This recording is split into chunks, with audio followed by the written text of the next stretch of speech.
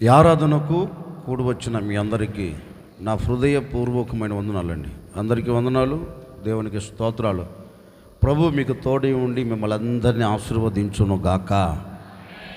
ఇర్మియా ప్రవచన గ్రంథం 10వ అధ్యాయం 17వ వాక్యాన్ని చదువుతారు. నివాసిని ముట్టడి వేయబడుచున్న దేశమును విడిచి వెళ్ళుటకై నీ సామాగ్రిని కూర్చుకొనుము. చాలు, తలెత్తి నన్ను చూడండి. క్లుప్త వ్యాఖ్యానం చేసి నేను ముందుకు వెళతాను. దేవాతి దేవుడు తన ప్రజలతో ఒక శ్రేష్టమైన మాట చెప్తున్నారండి. ఏమంటున్నారు అంటే, ఈ దేశము మొత్తం ముట్టడి వేయబడుతుంది, ఈ దేశము మొత్తం అగ్నితో కాల్చబడుతుంది, ఈ దేశాన్ని మొత్తాన్ని నేను సర్వనాశనం చేయబోతున్నాను. గనుక మీరు ఈ దేశములో ఉన్నారు. మరి ఈ దేశములో మీరు ఉన్నారు గనుక ఒకవేళ మీరు ఈ దేశంలో ఉంటే వారి మీదికి వస్తున్న ఆ ఉగ్రత మీ మీదికి వచ్చి పడుతుంది. కనుక ఇప్పుడు మీరు చేయవలసినది ఏంటి అంటే, ఈ దేశమును విడిచి మీరు వెళ్ళాలి. ఈ దేశమును విడిచి మీరు వెళ్ళకుండా ఇక్కడ నిమ్మకు నీరెత్తి కూర్చున్నారనుకో, మీరు ప్రమాదంలో పడుతారు. అందుకని ఈ దేశమును విడిచి వెళ్ళుటకై మీరేం చేయాలి చెప్పండి? ఏం చేయాలి? ఈ దేశములో ఉన్న సామాగ్రిని, ఈ దేశములో ఉన్న ఆస్తులను అనుకుందాం, ఈ దేశములో ఉన్న డబ్బును అనుకుందాం, లేకపోతే మీకు కావలసినవన్నీ ఏం చేయాలి? మీరు సమకూర్చుకొని ఈ దేశాన్ని విడిచిపెట్టి నేను ఏ దేశములోనికైతే మిమ్మల్ని తీసుకొని వెళుతున్నానో ఆ దేశములోనికి మీరు బయలుదేరి వెళ్ళాలి అని వారితో చెప్పాడు. ఈ దేశంలో మీరు ఉంటే ప్రమాదం జరుగుతుంది, ఈ దేశాన్ని మీరు దాటుకొని వెళ్ళాలి. కనుక మీరేం చేయాలి? సామాగ్రిని సమకూర్చుకోవాలి అన్నాడు. ఈ ఆరాధనలో నేను కూడా మీతో చెప్పాలి అనుకున్న నా దేవుని మాట ఏంటంటే, మనము ఏ దేశం నుండి ఏ దేశానికి పంపబడ్డాం చెప్పండి? వారితో అన్నాడు. ఏమన్నారంటే, మీరు ఈ బబులోను దేశములో నుండి మీరు వాగ్దానము చేయబడిన దేశములోనికి వెళ్ళాలి. వారు ఎక్కడి నుంచి వచ్చారు? వాగ్దానము చేయబడిన దేశములో నుండి బబులోనుకు వచ్చారు. వచ్చిన వారు మళ్ళా తిరిగి వెళ్ళాలా లేకపోతే అక్కడే ఉండాలా? ఏంటండి, మనం ఏదైనా ఒక దేశాన్ని చూచేదానికి వెళ్తాం, అమెరికా, లండనో, జపానో, లేకపోతే యెరూషలేమో, కొన్ని రోజులు మాత్రమే వీసా ఉంటుంది. అంటే ఆ దేశాన్ని చూచేదానికి కొన్ని దినాలు మాత్రమే పర్మిషన్ ఉంటుంది. మరి ఆ దినాలు అయిపోయిన తర్వాత ఏం చేయాలి? మూటె సర్దుకొని మనం తీసుకోబోయినవి అక్కడ కొన్నవన్నీ సామాగ్రిని సమకూర్చుకొని మరల తిరిగి మన దేశానికి రావాలా లేదా? అట్లాగే దేవుడు చెప్తున్నారు, ఈ బబులోను దేశానికి వచ్చిన మీరు ఈ బబులోను దేశంలో ప్రయాసపడినది, ఈ బబులోను దేశంలో మీరు కష్టపడి చెమటను కార్చి సంపాదించుకొని దాచుకున్న ప్రతిదీ మీరేం చేయాలి? సమకూర్చుకో. ఏ ఒక్కటి విడిచిపెట్టవద్దు. ఎందుకంటే ఈ దేశములో నుండి మీరు బయలుదేరి వెళ్ళబోతున్నారు కనుక ప్రతిదీ సమకూర్చుకొని మీరు దాన్ని చేతబట్టి ఈ దేశమును విడిచి మరలా వాగ్దానము చేయబడిన దేశంలోనికి మీరు వెళ్ళాలి అని వారితో చెప్పాడు. ఇప్పుడు నేను మీతో కూడా చెప్పే మాట ఏంటంటే, మనం ఏ లోకము నుంచి ఏ దేశం నుంచి వచ్చాం? పరసంబంధమైన పరలోక పట్టణము నుండి ఎక్కడికి వచ్చాం? భూలోకానికి వచ్చాం. ఏ లోకం నుండి? ఏంటి? రెండే లోకాలు. యమలోకం, సర్లే చెప్పేది వినండి. పరలోకం నుండి మనం ఎక్కడికి వచ్చాం? ఈ భూమి మీదకి వచ్చాం. వచ్చిన మనం ఎంతకాలం ఉంటాం? గ్యారంటీ ఏమైనా ఉందా? నేను ఇక్కడే సింహాసనం వేసుకుని కూర్చుంటాను గ్యారంటీ ఏమైనా ఉందా? ఎవరికి లేదు. ఏ దేశము నుండి అయితే మనం వచ్చామో ఆ దేశానికి ఇప్పుడు తిరిగి వెళ్ళాలి. పరలోకము నుండి భూలోకానికి మనం వచ్చాం. మరలా ఈ భూలోకము నుండి ఎక్కడికి వెళ్ళాలి? మనం పరలోకానికి వెళ్ళి తీరాలి. వెళ్ళి తీరాలి అంటే ఈ భూలోకంలో మనం ఏం చేయాలి? ఏంటండి? పరలోకానికి వెళ్ళగలిగేటట్లుగా, పరలోకము మనం సొంతము చేసుకునేటట్లుగా, పరసంబంధమైన దానిలో మనం నివసించున్నట్లుగా ఈ భూలోకంలో సమకూర్చుకోవాలి. దేనినే? నీవు పరలోకములో ఉండే దానిని ఈ భూలోకంలో సమకూర్చుకోవాలి. ఈరోజు ప్రభు మనతో చెప్పకనే చెబుతున్నారు. ఈ ఆరాధనలో పాలు పొందిన ప్రజలారా, పరము నుండి భూమి మీదకి పంపబడిన నాటి నుండి, క్రీస్తు రక్తముతో కడగబడిన నాటి నుండి ఈనాటి వరకు, ఒకవేళ నీవు పరమునకు వెళ్ళగలిగిన వాటిని నీవు కూర్చుకోలేక పరసంబంధమైన పట్టణములో నీవు నిలిచి ఆయనతో ఉండేదానికి నీవు ఈ భూలోకములో కూర్చుకోవలసిన వాటిని కూర్చుకోక ఇంకా నిస్సాయిస్తులు పడి ఉన్నావేమో నాకు తెలియదు. అందుకే ప్రభు మరలా హెచ్చరికతో కొన్న మాట చెప్తున్నారు. ఈ దేశమును, ఏ దేశమును? ఈ భారతదేశమును విడిచి నీవు వెళ్ళబోయే దినములు సమీపమై ఉన్నాయి. ఈ భూలోకమును విడిచి వెళ్ళబోయే దినములు సమీపమై ఉన్నాయి కనుక ఈ దేశమును విడిచి మరొక దేశములోనికి నీవు వెళ్ళబోతున్నావు కనుక నీవు వెళ్ళేదానికి ముందే ఏం చేయాలి? చెప్పండి, ఏం చేయాలి? పరలోకంలో నీవు ఉండాలంటే భూలోకంలో కూర్చుకోగలిగిన సామాగ్రి నీవు కూర్చుకుంటే యేసుతో పాటు యుగాయుగములు ఉండగలుగుతావు. దేవునికి స్తోత్రం, హల్లెలూయా. అందుకే వారితో అంటున్నారు, ఈ దేశం నుంచి మీరు మరొక దేశానికి వెళ్ళబోతున్నారు కనుక ఏం చేయాలి? ఈ దేశం అంతా ఏమవుతుంది? ముట్టడి వేయబడుతుంది. నిజమే కదండి? ఈ లోకమంతా ఏమవుతుంది? చాపలాగా చుట్టబడే రోజులు రాబోతున్నాయి. ఒక దాన్ని ఏమంటారు? సంచి, ఆ కవర్ని ఏమంటారు? ప్లాస్టిక్ సంచి నిప్పుకు ఏ విధంగా అయితే నిప్పును అంటిస్తే ఏ విధంగా అయితే అది కరిగిపోతుందో ఈ భూమి కూడా అలా కరుగుతుందంటండి.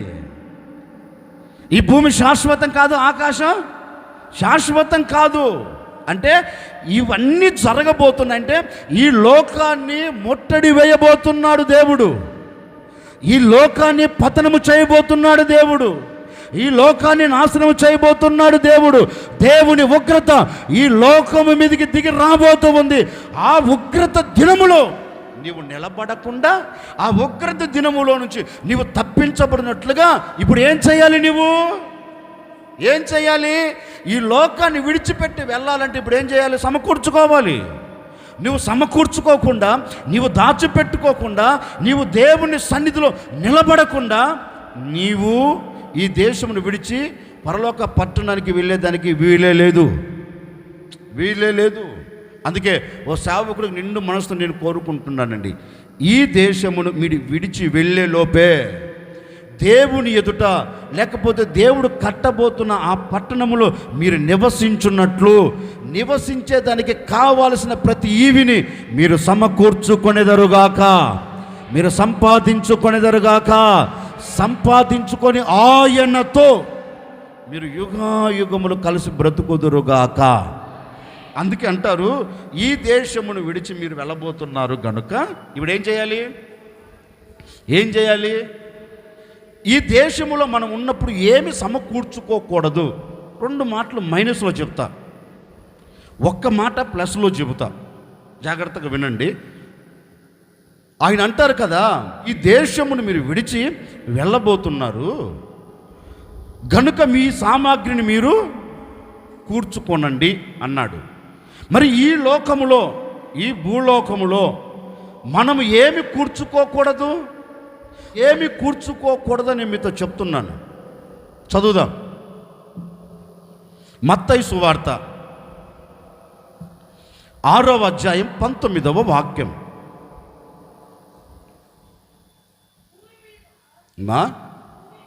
భూమి మీద మీ కొరకు ధనమును కూర్చుకోవద్దు, ఇక్కడ చెమిట తుప్పు తినివేస్తుంది, దొంగలు కన్నము వేస్తారు. పరలోకమందు మీ కొరకు ధనమును కూర్చుకోనండి. ఇప్పుడు తలెత్తి నన్ను చూడండి, నేను చెబుతాను. తలెత్తి నన్ను చూడండి. టూకీగా వ్యాఖ్యానం పెద్దగా చేయను, టూకీగా చెప్పి ముందుకు వెళ్తాను. యేసుక్రీస్తు ముంగిట నిలబడిన ప్రజలతో ఈ మాట అంటున్నారు. బహుశా వారు ఆయన అడిగి ఉన్నారేమో, అయ్యా మేము ధనమును కూర్చుకోకపోతే ఎలా? మేము ప్రయాసపడి కష్టపడి అంతో ఇంతో సమకూర్చుకోకపోతే మా జీవితం మనుగడ సాగి వెళ్ళదు కదా. అందుకని మేము కష్టపడి సమకూర్చుకుంటున్నాం అన్నారు. యేసు ప్రభు కూడా అన్నారు, కష్టపడటం తప్పు కాదు, కష్టపడి సంపాదించుకోవడం అసలు తప్పే కాదు. అట్లని నీ జీవితం అంతా ధనము మీద డబ్బు మీద నీ మనసు నిలబడిందనుకో, ఆ డబ్బు నీకు శాశ్వతం కాదు. నీవు ఎంత ప్రయాసపడి సమకూర్చుకుంటున్నా ఆ సంపాదన నీ చేతుల్లో మాట్లాడండి నిలబడదు. ప్రభు అంటున్నాడు, ఆ ధనం ఏమవుతుందంట? చిమిట కొట్టేస్తుందంట. ఆ ధనం ఏమవుతుందంట? మాట్లాడండి, తుప్పు పడుతుందంట. ఎందుకని? కూర్చుకోవలసిన దాన్ని నువ్వు కూర్చుకోవట్లేదు. ప్రయాసపడవలసిన దాని కొరకు నీవు ప్రయాసపడట్లేదు. దేని కొరకు ప్రయాసపడాలి నువ్వు?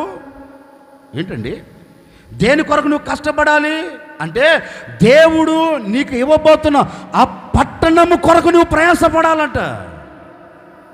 ఆ పట్టణములో నిలిచి ఉండేదాని కొరకు నీవు ధనమును సమకూర్చుకోవాలి. ఇప్పుడు దానిని మనం సమకూర్చుకుంటున్నామా? ఇప్పుడు మనం పరలోక పట్టణానికి వెళ్ళేదానికి ప్రయాసపడుతూ సమకూర్చుకుంటున్నామా? ఏం మాట్లాడండి. లేదు, జానడు పొట్ట నిండేదానికి రాత్రింబగల రెక్కలు ముక్కలేటిగా ప్రయాసపడుతున్నామా? వాక్యం అంటుంది, దేవుని కొరకు ప్రయాసపడకుండా నీ కుటుంబం కొరకు నువ్వు ఎంత ప్రయాసపడినా అది నీకు ప్రయోజనము కాదు.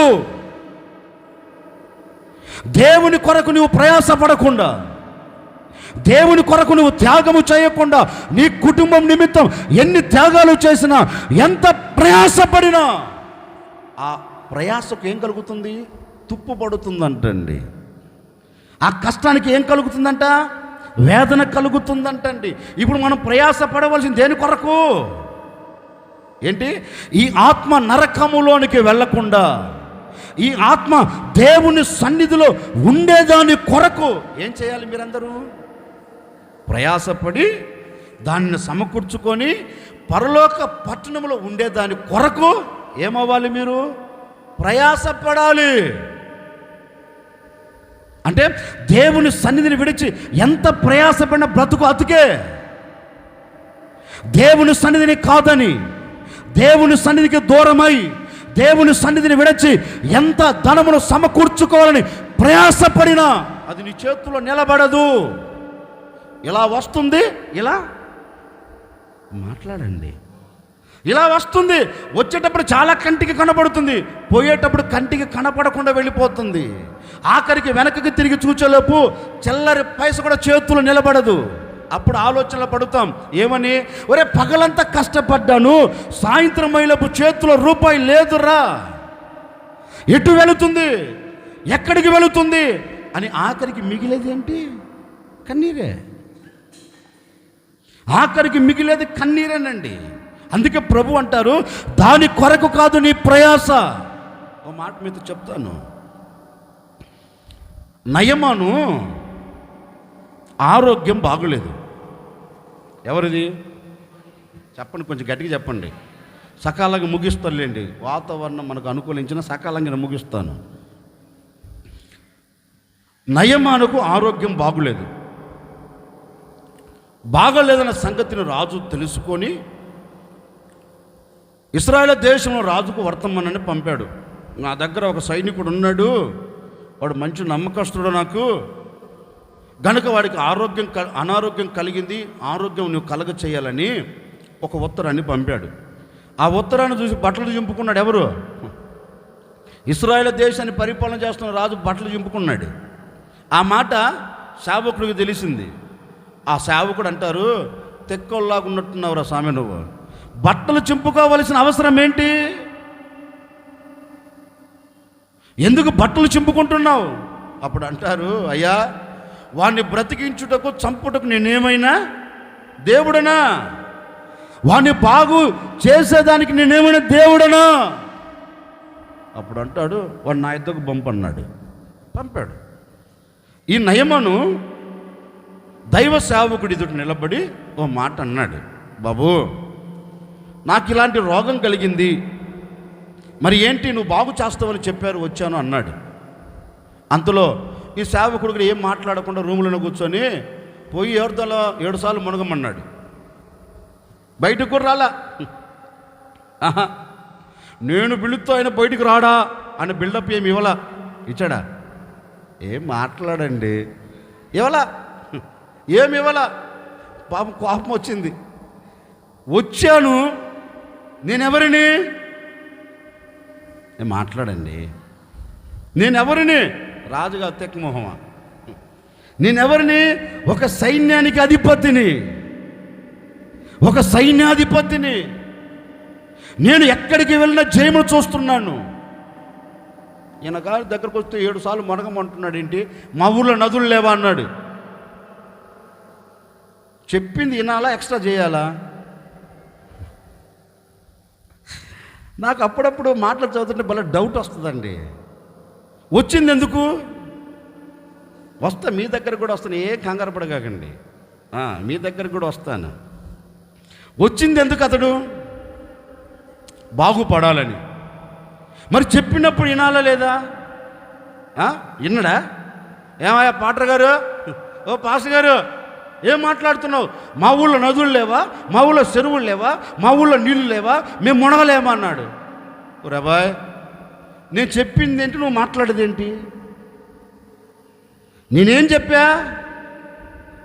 నువ్వేమడిగావు? ఆరోగ్యం కావాలని అడిగావు. అంత దూరం నుండి, సిరియా దేశము నుండి నా దేశానికి నువ్వు వచ్చావు. ఎందుకు వచ్చావు? ఆరోగ్యం కావాలని వచ్చావు. ఇప్పుడు వచ్చిన నీవు చెప్పింది చెయ్యాలా లేదా? ఏంటండి, చెయ్యాలా లేదా? మరి ఎక్స్ట్రా ఎందుకు రండి? ఇక వెళ్ళి మునగమన్నా మునుగు. ఏమండి, మాకు అంత అవసరం లేదులేండి, మా ఊరికే వెళ్ళి సావు. నీ సావు నువ్వు సావరా? ఎవడికి నష్టం? ఇదే రోగంతో ఉంటానంటే, ఇదే బాధతో నేను భరిస్తానంటే, నీ చావు నువ్వు చావు, నాకెందుకు? మౌనం అయిపోయాడు. పాపం అయ్యగారు ఉద్రేకం ఎక్కువ, ఏకం ఆవేశం ఎక్కువ. నేనంటే ఆవేశపడేదానికి దానికంటే కొంచెం వెనక అడుగేసి ఆలోచిస్తే ఎంత బాగుంటుంది, అవునా కదా?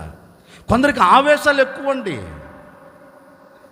ఒక సేవకుడు నిలబడి చెప్పినప్పుడు ఆ మాట హృదయానికి తగిలిందనుకో, ఆవేశం, ఉద్రేకుడైపోతాడు.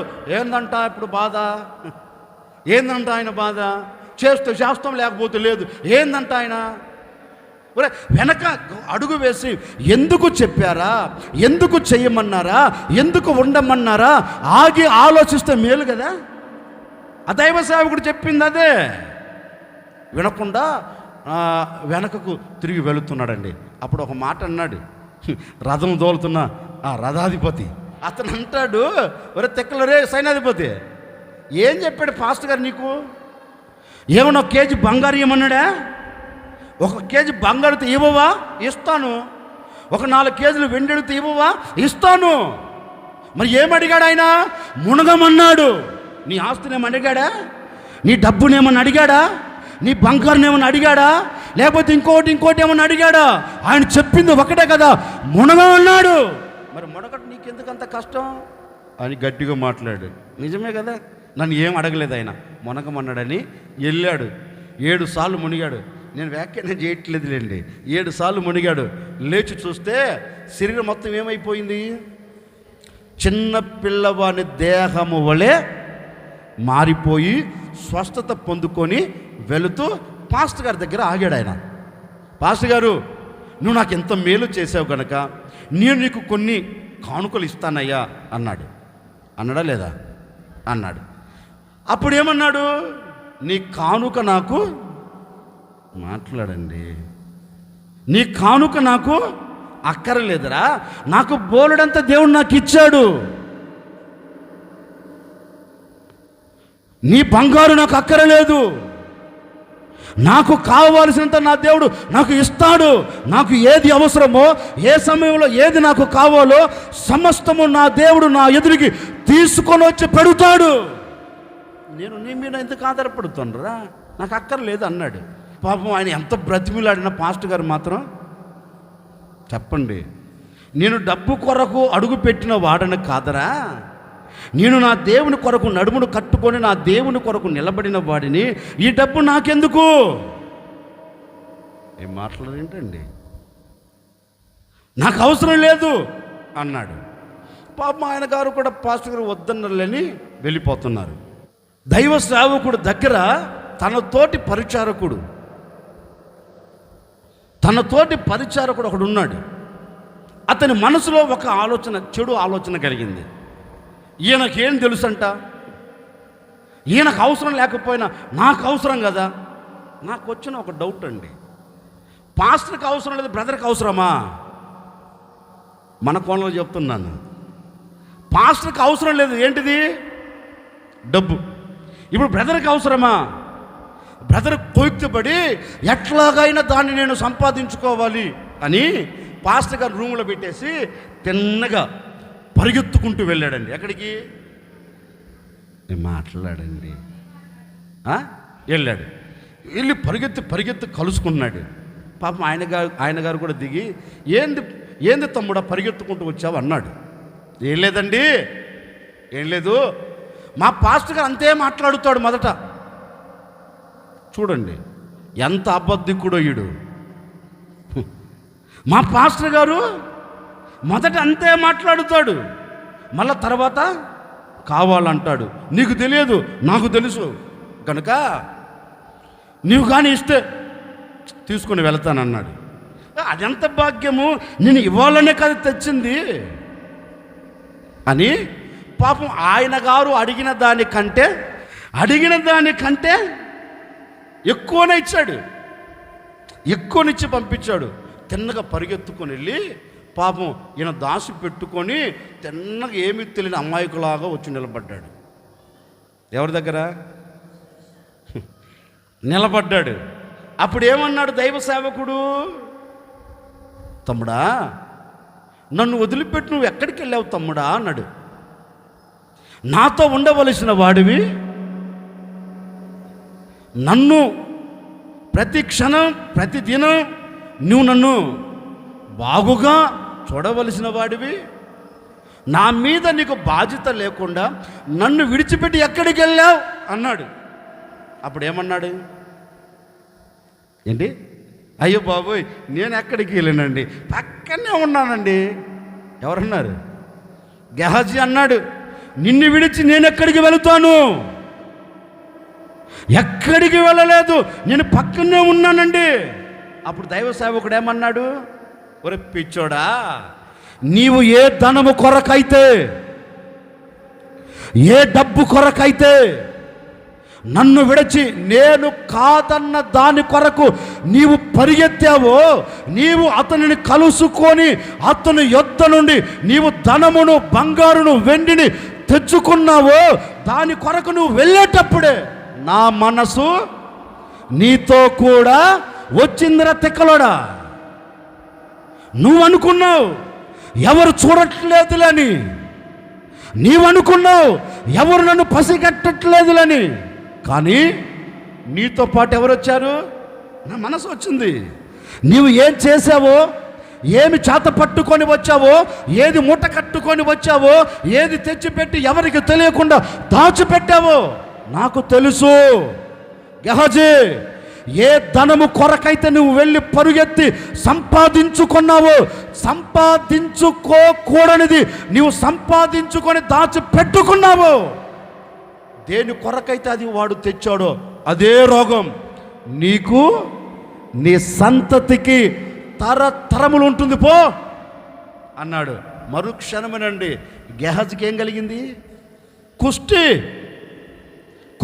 ఇప్పుడు నేను చెప్పిన మాట ఏంటంటే, కూర్చుకోవలసిన దాన్ని కూర్చుకోకుండా, కూర్చుకోకూడదాన్ని కొరకు కూర్చుకున్నాడు కనుక ఇప్పుడు ఏం కలిగింది? రోగం. నేననే మాట ఏంటంటే, ఈ భూమి మీద ఏది కూర్చుకోవాలి? దేవుని సన్నిధి నువ్వు కూర్చుకోవాలి, ధనమును కాదు. ఒకవేళ నువ్వు ఎంత ధనమును కూర్చుకున్నా ఆ ధనం నీ రోగానికే సరిపోతుంది. అర్థమవుతుంది నేను చెప్పింది మీకు? నువ్వు ఎంత ప్రయాసపడు, రెక్కలు ముక్కలేటట్లుగా, రక్తం ఆవిరైపోయేటట్లుగా నువ్వు ఎంత ప్రయాసపడినా దేవుని సన్నిధికి దూరం అవుతే, గెహజీ దేవుని సన్నిధికి దూరం అయ్యాడు.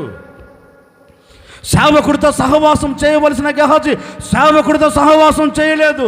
దేవుని ఇంట్లో ఉండవలసిన గెహజీ దేవుని ఇంట్లో లేకుండా ధనము కూర్చుకోవాలని పరిగెత్తాడు. ఏం కలిగింది ఆఖరికి? కుష్టి. మనం కూడా అంతే కదండి, శనివారం రాము, ఆదివారం రాము, ఇంకేంటి దేవుని సన్నిధికి మనం వచ్చేదానికే వెనకంజ వేసి ఎంత ప్రయాసపడుతున్నా అది నీకు క్షేమము కాదు అని వాక్యం సెలవిస్తుంది. అర్థమవుతుందని చెప్పింది మీకు? ఈ చివరి రోజులలో నీవు దేవుని సన్నిధిని కూర్చుకోకుండా ధనమును కూర్చుకొని అడుగులు వేస్తున్నావు, ప్రమాదం పొంచి ఉంది. అందుకే వాక్యం ఉంటుంది, ఉగ్రత దినమున నీ ఆస్తి నీకు, రేపు ఉగ్రత దినమున నువ్వు సంపాదించే ఈ సంపాదన నీకు అక్కరకు రాదు, నిన్ను కాపాడలేదు. కాపాడేది ఏంటి? దేవుని సన్నిధి నిన్ను కాపాడుతుంది. నీ ఆస్తి పాస్తులు కాదు, నువ్వు ప్రయాసపడుతున్న డబ్బు కాదు నిన్ను కాపాడేది. ఏది కాపాడేది? దేవుని సన్నిధి. దేవుని సన్నిధి నిన్ను కాపాడుతుంది. అందుకే ఒక సేవకుడు మరలా చెప్తున్నాడు, వినండి. దేవుని సన్నిధికి దూరమై ఎంత ప్రయాసపడినా నీ చేతిలో ₹1 మిగలదు. అది ఒకవేళ మిగిలినట్టు ఉన్నా నీ రోగానికి మాత్రమే నువ్వు ఖర్చు పెట్టాల్సి వస్తుంది. ఏ దైవ సేవకుడు కాస్తుంది అంటున్నాడు ఎలీషా. నీవు ఆశపడి వెళ్ళావు, ఏం సంపాదించుకున్నా? ఆశపడి కూర్చుకున్నావు, ఏం కలిగింది? రోగమే. అందుకే ఓ సేవకు మళ్ళీ చెప్తున్నాను, వినండి. ఈ లోకములో ఈ లోక సంబంధమైన ధనమును నీవు కూర్చుకున్నావు అనుకో, దేవుని సన్నిధిని కాదని, అది నీకు ప్రమాదమే, అది నీకు నష్టమే. ఓ సేవకుడు మనసారా కోరుకుంటున్నాను, అలాంటి నష్టం ఇక మీదట మీకు కలగకుండా నా దేవుడు మీకు క్షేమమును కలగచేయునుగాక. ఏం కూర్చుకోకూడదు భూమి మీద? ఏంటండి? ఏంటి? ధనమును కూర్చుకోకూడదు. మరొక మాట చెప్తాను. యెషయా గ్రంథం 30వ అధ్యాయం 1వ వాక్యం. యెహోవా ఇలాగూ సెలవిచ్చుచున్నాడు, లోబడని పిల్లలకు శ్రమ, అదిగో పాపమునే కూర్చుకుంటున్నారు. ఇక తలెత్తి నన్ను చూడండి. నేను భూమి మీద ఏది కూర్చుకోకూడదు మీతో చెప్తున్నాను. సాక్షాత్తుగా దేవుడు అంటున్నారు, నా పేరు పెట్టబడిన నా జనులారా, నా రక్తముతో విమోచించబడిన ప్రజలారా, మీరు భూమి మీద ఏం కూర్చుకోకూడదు. ఈ దేశమును విడిచి మీరు వెళ్ళబోతున్నారు కనుక భూమి మీద ఏం కూర్చుకోకూడదు? పాపమును కూర్చుకోకూడదు. ఏం కూర్చుకోకూడదు? కొంచెం గట్టిగా చెప్పండి. ఏంటి పాపం అంటే? ఏ పాపం చెప్తాను వినండి. ప్రార్థన చేయకపోవటమే, ఆజ్ఞ అతిక్రమించడమే. మాట్లాడండి. ఇది వాక్యానుసారంగా లోకంలో జరుగుతున్న తంతు నేను చెప్తాను వినండి. పాపం అంటే ఏంటి? దేవునికి విరోధమైన కార్యము చేయుటయే ఏంటి? పాపం. అవునా కదా? అంటే ఈ రోజున భూమి మీద ఏం కూర్చుకుంటున్నాడు మానవుడు? స్వచిత్తం నెరవేర్చేదానికి, తన మనసులో ఉన్న కోరికలు నెరవేర్చుకునేదానికి, తన మనసులో ఉన్న ఉద్రేకాలను నెరవేర్చుకునేదానికి ఇప్పుడు దేవునికి దూరమై పాపమును సమకూర్చుకుంటున్నారు. ఆ పాపమును ఏ వ్యక్తి సమకూర్చుకుంటాడో ఆ వ్యక్తి నిత్య నరకములో ఉంటాడు.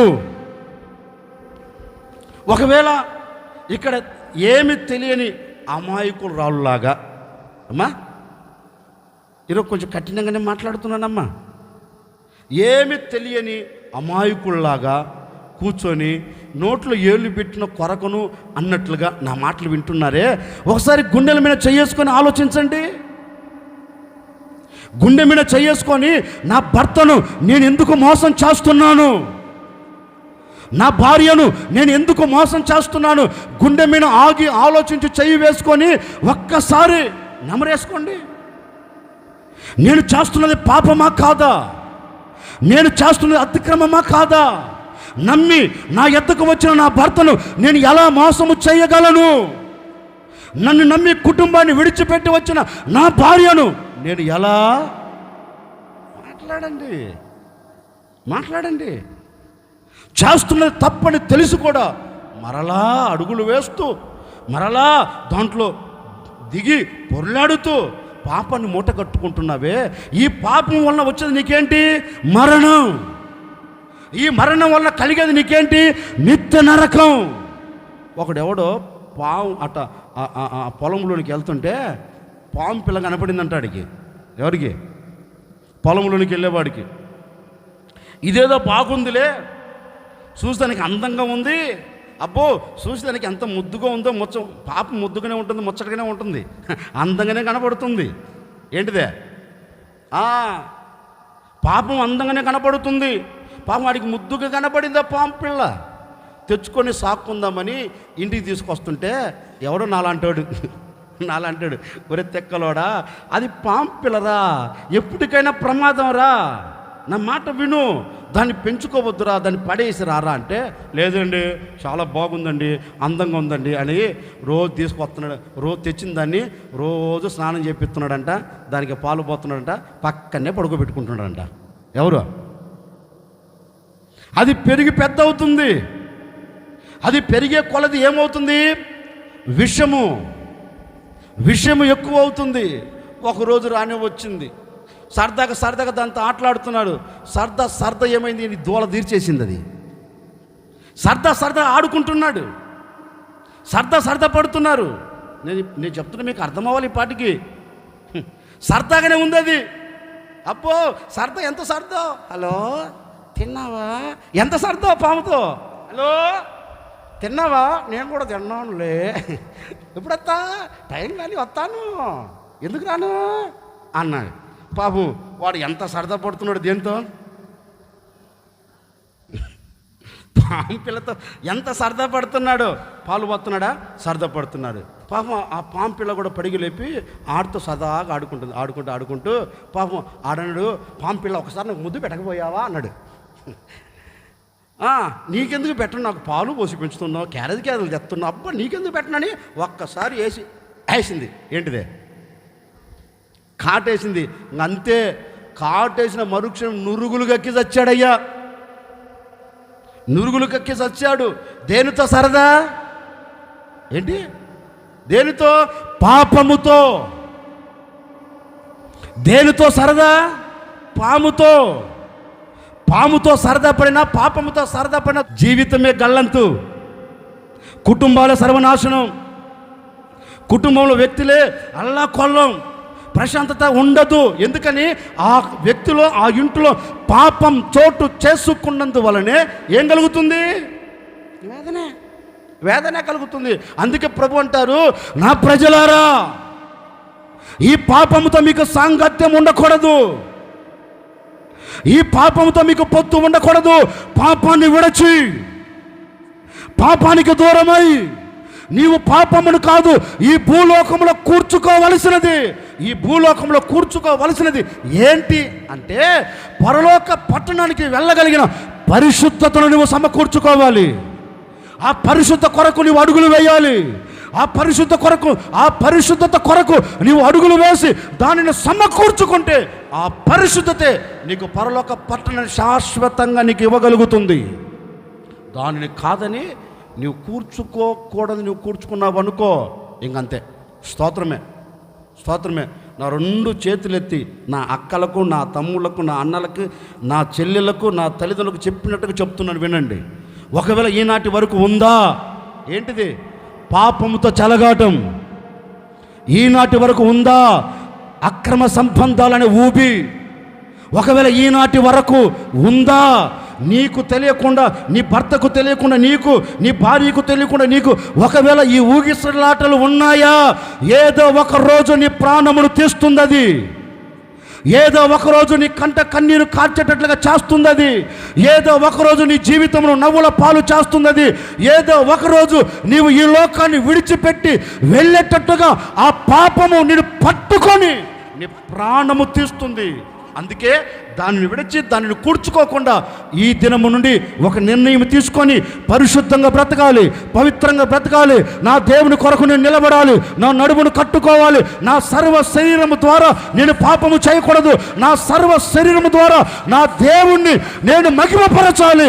నా జీవితం నా దేవునికి మాత్రమే అంకితం అన్నట్లుగా నీ మనసును మార్చుకొని దేవుని కొరకు నీవు నిలబడితే ఒక్క రోజున కన్ను రెప్ప పాటులో నీవు రూపాంతరము చెందబోతూ ఉన్నావు.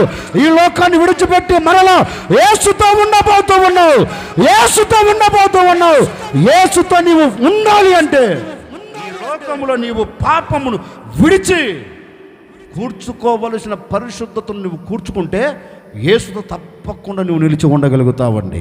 ఈ లోకములో ఉన్నప్పుడు పరలోకానికి వెళ్ళక మునిపే ఈ లోకంలో నువ్వు కూర్చుకోకూడదు ఏంటిది? పాపం. ఆ పాపాన్ని విడిచిపెట్టి నీవు పరిశుద్ధతను కోరుకొని నీవు దేవునితో ఉండగలిగితే ఆ పరిశుద్ధతయే నేను పరలోక పట్టణానికి తీసుకొని వెళ్తుంది. అందుకే దేవుడు అంటారు, ఈ దేశమును మీరు విడిచి వెళ్ళబోతున్నారు కనుక వెళ్ళేటప్పుడు ధనమును కూర్చుకోవద్దు, వెళ్ళేటప్పుడు పాపమును కూర్చుకోవద్దు. ఈ పాపము ఈ ధనం నిన్ను ఏం చేస్తుందంటే నాకు దూరం చేస్తుంది. ఈ పాపం ఈ ధనం ఏం చేస్తుంది? నిన్ను నాకు దూరం చేసి నిత్య నరకానికి సమీపంగా చేస్తుంది కనుక ఇవి భూమి మీద నీవు కూర్చుకోవద్దు అన్నాడు. మరి ఇప్పుడు మనం దేనిని కూర్చుకోవాలి? ఒకే ఒక మాట చెప్పి ముగిస్తాం, జాగ్రత్తగా వినండి. హల్లెలూయా. గట్టిగా చెప్పండి. ఏమి కూర్చుకోకూడదో చెప్పా. ధనమును కూర్చుకోకూడదు, పాపమును కూర్చుకోకూడదు. ఇప్పుడు మనము పరలోక పట్టణానికి వెళ్ళాలి అంటే ఈ దేశమును విడిచి ఏం కూర్చుకోవాలి భూమి మీద? ఒకే ఒక మాట చెప్తాను, చదవండి. కీర్తనల గ్రంథం త్వరగా.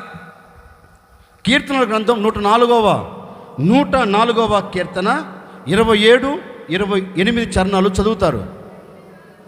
అమ్మా ఒక్కరు చదవండి పోట్లాడుకోకుండా. తగిన కాలమున నీవు వాటికి ఆహారం ఇచ్చేదవని ఇవన్నీ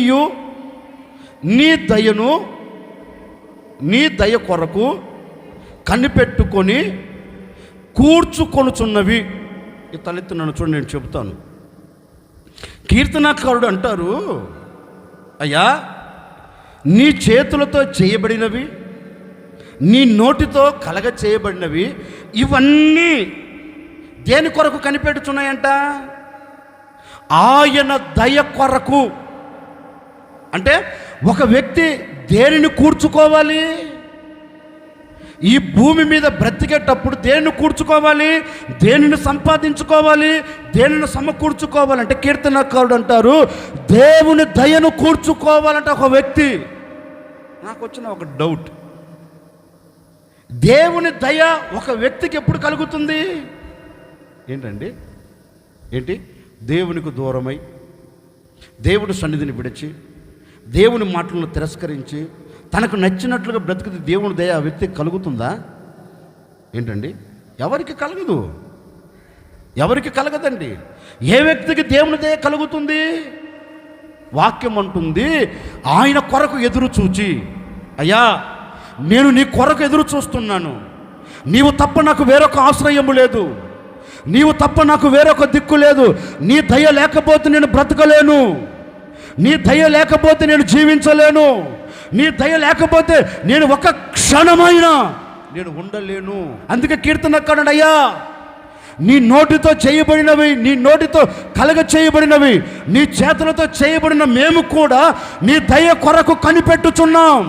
ఈ భూమి మీద బ్రతికేదానికి నీ దయ మాకు కావాలి, నీ దయను మాకు అనుగ్రహించు అని ఈ కీర్తనకారుడు దేవుని సన్నిధిలోనికి వెళ్ళి దేవుని దయను ఏం చేస్తున్నాడు? అతను కూర్చుకుంటున్నారు.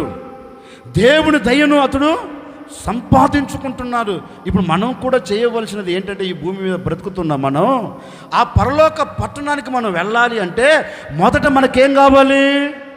దేవుని దయ లేకపోతే పరలోక పట్టణం నీది కాదు. దేవుని దయ లేకపోతే పరలోక రాజ్యంలో నీవు ఉండలేవు. దేవుని దయ లేకపోతే ఆ సింహాసనము మీద నీవు కూర్చోలేవు. ఆ దయ కొరకు ఇప్పుడు నువ్వేం చేయాలి చెప్పండి? ఆ దయ కొరకు నువ్వేం చేయాలి? ఓ మాట మీతో చెప్తాను. ఒకరోజు ఒక దేశంలో విపరీతమైన కరువు కలిగిందండి. అంత ఇంత కరువు కాదు. సరే, ఆ దేశస్తులు తిన్నగా బయలుదేరి కుటుంబం అంతా కలిసి మాట్లాడుకొని మరొక దేశానికి వెళ్ళిపోయారు. ఏ దేశంలో విడిచారు వీళ్ళు? సమృద్ధి కలిగిన దేశం. ఏ దేశంలో విడిచారు వీళ్ళు? దేవుని దయ సమృద్ధిగా నిలబడిన దేశమును విడిచి మరొక దేశానికి వెళ్ళారు. ఏ దేశానికి వెళ్ళారు అంటే దేవుని దయ లేని దేశం, శపించబడిన దేశం, ఒక బిడ్డకు ఒక తండ్రికి జన్మించిన దేశములు అడుగుపెట్టారు. ఎవరు? ఈ దేశంలో ఉన్న వ్యక్తులు. ఆ దేశం ఏ దేశం? శపించబడిన దేశం. ఏదో సంపాదించుకుందామన్నారు, మూట కట్టుకుందామన్నారు, ఏదో దాచిపెట్టుకుందాం అనుకున్నారు. కానీ దేవుని దయ లేకుండా ఏమైనా సాధించగలమా? ఏ అన్నయ్యలు చెప్పరేంటి? దేవుని దయ లేకుండా మనం ఎంత కష్టపడినా మన చేతుల్లో నిలబడుతుందా? వాళ్ళు కూడా అనుకున్నారు, దేవుడు లేకపోతేనేంటి నా కష్టం, దేవుడు లేకపోతేనేంటి నా ప్రయాస, దేవుడు అవసరమా అని వెళ్ళారండి. వెళ్ళి ఏదో సంపాదించుకుంటున్నారు. కొన్ని రోజులు గడవంగండి ఇంట్లో ఇన్న ముగ్గురు మగాళ్ళు చచ్చారు. ఇప్పుడు ఇంట్లో ఎంతమంది మిగిలారు? ముగ్గురు ఆడోళ్ళు మిగిలారు. అత్త అంటుంది, అమ్మా ఎట్టా నా కొడుకులు చనిపోయారు, ఇప్పుడు నేను మరలా బిడ్డకు జన్మనివ్వలేను. ఒకవేళ నేను బిడ్డకు జన్మనిచ్చినా వాడు పెరిగి పెద్దలు మీరు ముసలోళ్ళు అవుతారు. ఇవన్నీ మనకెందుకమ్మా? తిన్నగా మీ ఇంటికి వెళితే మీ అమ్మ నాన్న ఇంకొక పెళ్లి చేస్తారు అన్నారు. ఇంకంతే. పెద్ద కోడలు తక్కువది కాదండి. అబ్బో, అత్త దగ్గరికి వచ్చి అత్తమ్మ నీలాంటి అత్తమ్మలు ప్రపంచంలో ఎంత బాగుంటుందో కోడళ్ళకి అని అత్తను కౌగిలించుకొని మెడ మీద పడి ఓ చక్కని ముద్దు పెట్టిందంట. ఓ చక్కని ముద్దు పెట్టి తిరిగి వెళ్ళింది. ఇక అంతటితో ఆమె జీవితం ముగించబడింది. ఎక్కడ పరిశుద్ధాత్మ దేవుడు ఆమెను గూర్చి రాయలా. అదే లాస్ట్, అదే ఫస్ట్. ఇక అంతటితో ముగించబడింది ఆమె చరిత్ర. చిన్న కోడల దగ్గరకు వచ్చి, కోడల చిన్న కోడల, పెద్ద దానికంటే నీకు ఇంకా చిన్న వయసు అమ్మా, నా మాట వినమ్మా, వెళ్ళు, మీ నాన్న ఏదో ఒక పెళ్లి సంబంధం చూసి మాట్లాడుతారు అంటే ఆ అమ్మ ఒకటే అందండి, ఓ అత్తమ్మో ఈ సమయంలో నిన్ను విడిచిపెట్టి ఎలా వెళ్ళాలి? నీవు ఒంటరిదానివి, నీకు వయసు తగ్గిపోతుంది, ఈ వయసులో నేను కదా నీకు తోడుండవలసింది, కనుక ఆ మాట మాత్రం నువ్వు అనొద్దు అన్నది. పాపం అత్త బ్రతిమిలాడింది, నా మాట వినమ్మా, వయసు చిన్నది, నేను నా దేశంలోనికి వెళ్ళి మరలా ఏదో కష్టపడి సమకూర్చుకొని బ్రతికినంతకాలం అంతో ఇంత సంపాదించుకొని తిని బ్రతుకుతాను, నా మాట విని వెళ్ళమ్మా. ఆ అమ్మ ఒక్కతే అందండి, అత్తమ్మా నువ్వు ఎక్కడ ఉంటావో నేను అక్కడే ఉంటా. నువ్వు ఏ దేవుని ఆరాధిస్తావో నేను ఆ దేవుణ్ణి ఆరాధిస్తా. ఎందుకన్నది ఆయమ్మ ఆ మాట అంటే, ఆయమ్మకి ఎలా తెలిసిందంటే దేవుని గురించి మీరు చెప్పినట్టున్నారు. మా దేవుడు గొప్పవాడు, మా దేవుడు సమస్తమును చేయుటకు శక్తి కలిగిన వాడు, మా దేవుడు చేతులతో చేయబడిన బొమ్మ కాదు, మా దేవుడు ఎవరంటే పిలిచినప్పుడు పలకగలిగిన వాడు, మనిషితో ముద్దుగా మాట్లాడగలిగిన వాడని యేసుక్రీస్తు గూర్చి వీరు స్పష్టంగా చెప్పినట్టున్నారు. ఆ యమ్మ మార్పు చెంది ఇలా పెళ్లి చేసుకొని తిన్నగా ఇప్పుడు ఈ అత్తతో అంటుంది, అత్తమ్మా నీ దేవుడు నా దేవుడు, నేను ఆరాధించే దేవుడు నా దేవుడు కాదు, ఇప్పటి వరకు నేను నమ్ముకున్న దేవుడు దేవుడు కాదు, కనుక నువ్వు ఏ దేవునైతే ఆరాధిస్తావో, ఏ దేవునైతే పూజిస్తావో ఆ దేవుడితోనే నేను ఉంటాను, నాకు వేరొకరు అక్కర్లేదు, నా మాట విను అని చెప్తే సరేనమ్మా అని ఒప్పుకొని అత్త కోడలు కలిసి బయలుదేరి వచ్చారండి. ఎక్కడికి? బెత్లెహేముకు వచ్చారు. తిన్నగా పాడుపడిన ఇల్లంతటిని, బూజు పట్టిన ఇల్లంతటిని దులుపుకున్నారు. ఇక తినాలంటే ఏం కావాలి? ఏదో ఆహారం బియ్యం కావాలి కదా. ఇక ఏం చేస్తుంది? తిన్నగా కోడలు అత్త దగ్గరికి వెళ్ళి, అత్తమ్మ ఏమున్నాయి, ఇప్పుడు ఏమీ లేవు కదా, గనుక ఇప్పుడు కోతకాలం, ఈ కోతకాలములో ఆ పొలములో విత్తనాలు కోస్తున్నారు, పంట పైరికి వచ్చింది, కనుక నేను వెళ్ళి అంతో ఇంతో కూడగట్టుకొని తీసుకుని వచ్చి పెడతాను, అంతో ఇంతో చేసుకొని తిని బ్రతుకుదాం అంటే అత్త చక్కని మాట ఉంది. నేను ఎప్పుడు అనుకుంటానండి, ఇలాంటి అత్త ఇలాంటి కోడలు ఏ ఇంట్లో ఉన్నా ఆ ఇంట్లో సమాధానకరంగా ఉంటుందండి. నయ్యము లాంటి అత్త, రూతు లాంటి కోడలు. ఇప్పుడు రూతు లాంటి కోడలు కాదు కానీ ఓర్ప లాంటి కోడలే ఉన్నారు ఎక్కువ. ఓర్ప లాంటి కోడలు, ఓర్పు లేని కోడలు చాలామంది ఉన్నారు ఇక్కడ. అత్త అంటుంది కోడలతో, అమ్మా నీ వయసు చిన్నది, ఒకవేళ ఇప్పటి నుంచి నువ్వు ఇంట్లో నుంచి బయట పొలంలోకి వెళ్ళావనుకో, వెళుతున్న మార్గం అంతా చూసేవాడు చూపు సరి ఉంటుందా? ఏం మాట్లాడండి. భర్త లేని వ్యక్తులను లోకం ఎలా చూస్తుంది? చిన్న చూపే చూస్తుంది. అత్తకు తెలుసు, అమ్మ వయసు చిన్నది, నువ్వు వెళుతున్నావు అనుకో, రోడ్డు మీద పోయేవాడు ఏదో ఒక హేళన చేస్తాడు, ఏదో రకంగా మాట్లాడుతాడు, అప్పుడు నీ హృదయం పగిలిపోతుంది, నీ హృదయం గాయపరచబడుతుంది, వినకూడని మాటలు నువ్వు వింటావు. నా మాట విన్నమ్మా, నువ్వు ఇక్కడ ఉండు, నేను ముసలిదాన్ని, నేను వెళ్తుంటే ఎవడు పట్టించుకోడమ్మా, నేను ముసలిదాన్ని, నేను వెళ్ళి అంతో ఇంతో సంపాదించుకొని వస్తాను, ఇద్దరం కలిసి తిందామంటే కోడలు ఒప్పుకోలేదండి. వద్దు, నీకు ముందే కీళ్ళు పనిచేయట్లా, నడుములు పనిచేయట్లా, డాక్టర్ బెల్ట్ ఇచ్చేశాడు, గుట్టుగా కూర్చో, మర్యాదగా ఇంట్లో కూర్చో, నేను వెళ్ళి తెస్తాను అని అత్తతో చెప్పి తిన్నగా వెళ్ళిందండి. ఎక్కడికి? పొలములోనికి వెళ్ళింది. సరే, నేను పరిశుద్ధాత్మదుడు అన్నీ రాయలేదు, నేను ఆలోచించిన ఆలోచన ఏంటంటే, ఆ అమ్మ ఆ మార్గము గుండా వెళుతుంటే పోకిరోళ్ళు ఉంటారు కదా రోడ్డు మీద, ఉండరా? ఏం మాట్లాడేంటండి? ఒక స్త్రీ రోడ్డు మీద వెళుతుంటే పోకిరోళ్ళు ఉంటారా? ఏళన చేసేవాడు చేయకుంటారా? అది ఎలాంటి అమ్మాయి? భర్త లేని అమ్మాయి అంటే ఇంకా సులకన. ఆ అమ్మాయి అట్లా వెళుతుంటే రోడ్డు మీద ఉన్నవాడు అదో రకంగా మాట్లాడుతున్నాడు. అమ్మాయి ఏంటి సంగతే? ఏం పట్టించుకోవట్లేదండి ఆ అమ్మ. ఇక అన్నకూడని మాట్లాడుతున్నారు ఆ అమ్మని, ఏం పట్టించుకోకుండా హృదయము పగిలినదాయి, మనసు నిండా దుఃఖం, కంట నిండా కన్నీరు, హృదయముండ వేదన బాధలతో అలాగే అడుగులు వేస్తూ వెళ్ళింది. ఏంటో నా జీవితం, ఏంటో నా బ్రతుకు, ఎందుకు నాకు ఇంత అవమానం, లేనిపోని మాటలు వినవలసి వస్తుంది అన్నట్లుగా ఆ అమ్మ గుండెల్లో బాధను పెట్టుకొని వెళ్ళవలసిన చోటకు వెళ్ళి తిన్నగా అక్కడ నిలబడిందండి. చూస్తే అందరూ పొలములో పని చేస్తున్నారు, కోత కోస్తున్నారు. అప్పుడు ఈ అమ్మ అక్కడున్న ఒక అధికారి, ఏ అధికారి? ఆ పొలములో ఉన్న పని చేసే వారికి ఒక అధికారి ఉన్నాడండి, ఆ అధికారి దగ్గరికి వెళ్ళి అధికారితో అంటుంది, బాబు అయ్యా నా పరిస్థితి ఇది, నా జీవితం ఇది, ఎందుకో నేను చూస్తే నా జీవితం గురించి నీకు చెప్పాలనిపించింది, అందుకే చెప్తున్నాను వినయ్యా, నా బ్రతుకు ఇది, నాకు అంత ఆహారం కావాలి. కనుక వారు కోసుకుంటూ వెళుతున్నారు కదా, వారి వెనక ఉన్న పరిగె ఆ కోసేటప్పుడు పనులు జారిపోద్దే, మళ్ళీ కోస్తరాళ్ళు కొయ్యరు, వదిలేస్తారు, పనులు కొన్ని వదిలేస్తారు, పరిగా వదిలేస్తారు.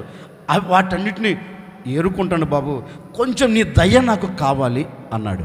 మరుక్షణమేనండి ఆ పొలములో ఉన్న అధికారి, ఆ పనివారి మీద నియమించబడిన అధికారి ఈమె మీద దయ కలిగి సరేనమ్మా ఏరుకో అన్నాడు. దయ కలిగి అన్నాడు. పాపం ఆ అమ్మ కూడా తిన్నగా వారు కోసుకుంటూ వెళుతుంది, ఈమె పరిగా వేరుకుంటూ వెళుతుంది. అంతలో ఆ పొలము కలిగిన ఆసామి రానే వచ్చాడండి. పొలము కలిగిన ఆసామి రానే వచ్చాడు. వచ్చి వారితో ఒక మాట అన్నాడు. అంటే ఆ పని వారితో ఎప్పుడు ఆయన కనపడినా వారితో ఒక మాట అంటాడు. ఏమంటారు చెప్పండి? యెహోవా మిమ్మల్ని ఆశీర్వదించును గాక అంటారు. అప్పుడు పని చేస్తున్న ఆ పనివారు పని ఆపి ఏమంటారు? యెహోవా నీకు తోడై ఉండునుగాక. వారిద్దరి మధ్యలో ఉన్న అనుబంధం చూడండి. యజమానుడేమో పొలము కలిగిన ఆసామి అంటాడు, యెహోవా మిమ్మల్ని ఆశీర్వదించునుగాక. ఇప్పుడు ఆ పొలములో పనిచేస్తున్న వారు అంటారు, యెహోవా నీకు తోడై ఉండునుగాక. ఒకరిని ఒకరు, అందుకే నేను ఎప్పుడు ఒకరిని ఒకరు ఆశీర్వదించుకోమని చెబుతా. పొలము కలిగిన ఆసామి ఒక మాట అన్నాడండి. బాగా పరీక్షించాడు. ఆసామికి తెలుసు కదా ఎవరు కొత్త ఎవరు పాతో. చూశాడు. అధికారిని పిలిచాడు. పిలిచి, అదిగో మన పనులు ఉన్నారే, వారు వెనక నిలబడింది ఒక అమ్మాయి. ఎప్పుడు నేను అమ్మాయిని చూడలేదే, ఎవరా పాప అని అడిగాడు. అడిగితే ఒక మాట అన్నాడండి. ఒక మాట అన్నాడు, అయ్యా ఎవరో కాదు, మీకు సమీపంగా బంధువు ఉందే, ఎవరు? నయోమి. ఆ అమ్మ రెండవ కుమారుని భార్య. ఆ అమ్మ చిన్న కోడలయ్యా. ఇది సంగతి అన్నారు. తిన్నగా బోయజు ఆ పొలము దగ్గరికి వచ్చాడండి. ఇప్పుడు నేను అక్కడ కొన్ని మాటలు చెప్పాలనుకున్నా. కొన్ని మాటలు చెప్తాను వినండి. పొలము కలిగిన యజమానుడు ఎవరు? అక్కడ బోయాజు. ఇప్పుడు నేను ఆత్మ సంబంధంగా చెప్తున్నాను వినండి. పొలము కలిగిన బోయాజు ఎవరు అంటే మన ప్రభువు అయిన యేసుక్రీస్తు. ఈ సంఘం అనేది ఒక పొలం అవునా కదా? సరే, అక్కడ అధికారి ఒక వ్యక్తి ఉన్నారు. ఎవరు ఆ అధికారి? ఏంటండి అది మీకు తెలిసింది, నేను చెప్తాను వినండి. సేవకులు కాదు. ఎవరు అంటే ఆ పొలము మీద నియమించబడిన అధికారి ఎవరు అంటే పరిశుద్ధాత్మ దేవుడు. ఈ సంఘానికి అధికారి ఎవరు? ఇప్పుడు మరి సేవకుడు ఎందుకు అవుతాడు అధికారి? కాడు. పొలము కలిగిన ఆసామి ఎవరు? ఈ పొలమును కొన్నది ఎవరు? ఈ పొలమును రక్తము కార్చి కొన్నది ఎవరు?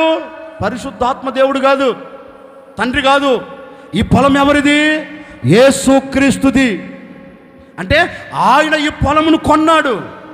మరి ఈ పొలమును కొన్న ఈ పొలం మీద ఇప్పుడు అధికారి ఎవరు? ఆ పొలముల అధికారి, ఈ పొలానికి అధికారి ఎవరంటే పరిశుద్ధాత్మ దేవుడు కదా. మరి ఆ పొలములో పనిచేసేవారు ఎవరు? ఇప్పుడు చెప్పండి. యాజకులు, సేవకులు కదా, అవునా కదా? పొలము యజమానుడు. చెప్పండి, డౌట్ వస్తే రాసుకొని పెట్టుకోండి, ఎప్పటికైనా ఉపయోగపడతాయి. వినండి, ముందు వినండి. ఇంకా మీకు క్లారిటీ దొరకాలంటే ఏం లేదు, నేను మరలా యూట్యూబ్లో అప్లోడ్ చేస్తా. యూట్యూబ్లో వినండి, మళ్ళీ రాసుకుందరు. ఇప్పుడు నన్ను చూడండి చెప్తాను, నన్ను చూడండి చెప్తాను. పొలము కలిగిన యజమానుడు ఎవరు? యేసుక్రీస్తు. ఈ పొలమునకు అధికారి ఎవరు? పరిశుద్ధాత్మ దేవుడు. ఈ పొలములో పనులు ఎవరు? సేవకులు. ఇప్పుడు సేవకుల చేతిలో ఏముంది? మాట్లాడండి. ఏముంది? కొడవలి. ఏ కొడవలి? పరిశుద్ధ గ్రంథం అనే కొడవలి. వాక్యం అంటుంది, అంచులు కలిగిన ఖడ్గం. ఏంటిది? వాక్యం. ఈ కొడవలి అంటే ఏంటి? దేవుని వాక్యం. ఇప్పుడు దైవ సేవకుడు ఏం చేస్తున్నాడు? పొలములో ఉన్న పంటను చేతబట్టి ఈ పొలములో కొన్ని ఉంటాయి. ఏంటి? మన భాషలో చెప్పనా? చెడిపోయిన హృదయము కలిగినాయి, పాడైపోయిన హృదయం కలిగినాయి, ఈ కొడవలు బట్టి ఏం చేస్తాడు సేవకుడు?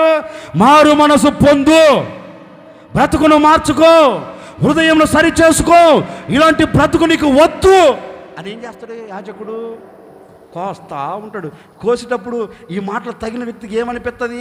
కొంచెం బాధ కలుగుతుంటుంది. ఏంటబ్బా నేనే దొరికాను ఈరోజు, ఈ వారం నేనే బలైపోయాను, నేనేమాట బలైపోయాను అనుకునే దానికంటే నా హృదయం ఇలా ఉండినందువల్లనే కదా దేవుడు నాతో మాట్లాడేది, నా హృదయం సరి లేకపోయినందువల్లనే కదా పరిశుద్ధాత్మ దేవుడు నా హృదయాన్ని తడుతున్నాడు అనే ఆలోచన తెచ్చుకుంటే ఎంత క్షేమమో. సర్లేండి, ఇప్పుడు యాజకుల చేతులు ఏముంది? మాట్లాడండి. ఈ పొలం ఎవరిది? సంఘం. ఈ పొలము సంఘం. ఈ సంఘానికి కొన్నది యేసుక్రీస్తు. ఈ సంఘం మీద అధికారి పరిశుద్ధాత్ముడు. ఈ సంఘములో పనిచేసేవారు యాజకులు. యాజకుల చేత ఏముంది? సరి చేయగలిగిన కొడవలి ఉంది. ఈ అనుభవాలు కలిగిన పొలములు ఆ అమ్మ అడుగుపెట్టింది. ఏ అనుభవాలు కలిగినాయి?